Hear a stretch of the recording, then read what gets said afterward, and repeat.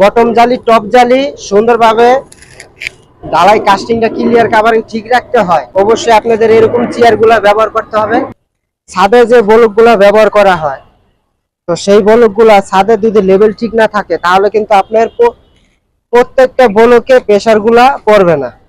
কিছু কিছু বলক থাকবে যেগুলা জালি দেওয়া থাকবে ঠিকই কিন্তু আলগা। তো এই ক্ষেত্রে আমাদের চেয়ার বাইন্দা দেওয়াটা বেটার। ঠিক আছে, যাদের 6 ইঞ্চি 7 ইঞ্চি ছাদ ঢালাই হয় আপনারা অবশ্যই চেষ্টা করবেন ছাদের চেয়ার বাইন্দা দেওয়ার জন্য। চেয়ার বাইন্দা দিলে হয় কি, আপনার যখন ভাইব্রেটর মারে তো তখন বলক সরে যায় কিন্তু চেয়ার সরাইতে পারে না, কারণ চেয়ার দোনো জালির সাথেই আটকানো থাকে। আর বলক দেওয়াতে আপনার বলক যদি সরে যায় তো ওই জালিটা যদি ওই জায়গায় ডাউন হয়ে যায়, তো মাঝখানে যে ক্লিয়ার কাভারিংটা হয় ঢালাইয়ের, তো এই মাঝখানে ঢালাইয়ের ক্লিয়ার কাভারিংটা ছাদের লেভেলটা যদি একুরেট না হয় তাহলে আপনার যখন দুইটা জালি বাঁধা হয়, একটা বটম জালি একটা টপ জালি, যখন রড বাইন্ডিং করা হয় তো আমাদের যে বলকগুলা ব্যবহার করা হয়, তো সেই বলকগুলা আপনার ছাদে যে বলকগুলা ব্যবহার করা হয়, তো সেই বলকগুলা ছাদে যদি লেভেল ঠিক না থাকে তাহলে কিন্তু আপনার প্রত্যেকটা বলকে প্রেসারগুলা পড়বে না। কিছু কিছু বলক থাকবে যেগুলা জালি দেওয়া থাকবে ঠিকই কিন্তু আলগা। যদি বটম জালি টপ জালি সুন্দরভাবে ঢালাই কাস্টিংটা ক্লিয়ার কাভারিং ঠিক রাখতে হয়, অবশ্যই আপনাদের এরকম চেয়ারগুলা ব্যবহার করতে হবে।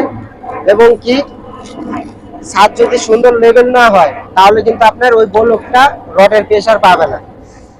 যেখানে উঁচা থাকবে ছাদের লেভেল ওখানে রডের প্রেসার পাবে, আর যেখানে ছাদ ডাউন থাকবে লেভেল না ঠিক থাকলে ওইখানটায় আপনার বলকের উপরে প্রেসার পড়বে না, উপরের জালির আর কি। তো এই ক্ষেত্রে আমাদের চেয়ার বাইন্দা দেওয়াটা বেটার। ঠিক আছে, যাদের 6 ইঞ্চি 7 ইঞ্চি ছাদ ঢালাই হয় আপনারা অবশ্যই চেষ্টা করবেন ছাদের চেয়ার বাইন্দা দেওয়ার জন্য। চেয়ার বাইন্দা দিলে হয় কি, আপনার যখন ভাইব্রেটর মারে তো তখন বলক সরে যায় কিন্তু চেয়ার সরাইতে পারে না, কারণ চেয়ার দোনো জালির সাথেই আটকানো থাকে। আর বলক দেওয়াতে আপনার বলক যদি সরে যায় তো ওই জালিটা যদি ওই জায়গায় ডাউন হয়ে যায়, তো মাঝখানে যে ক্লিয়ার কাভারিংটা হয় ঢালাইয়ের, তো এই মাঝখানে ঢালাইয়ের ক্লিয়ার কাভারিংটা কম হলে কিন্তু আপনার ভবিষ্যতে ছাদ ভূমিকম্প সময় ক্র্যাক করার সম্ভাবনা থাকে।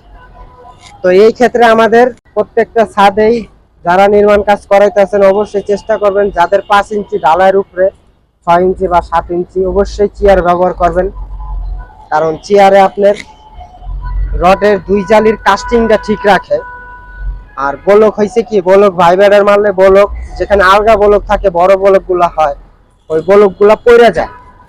তো এই ক্ষেত্রে আমাদের সবার চেয়ার ব্যবহার করতে হবে। আমাদের এই পুরো প্রজেক্টটা চেয়ার ব্যবহার করা।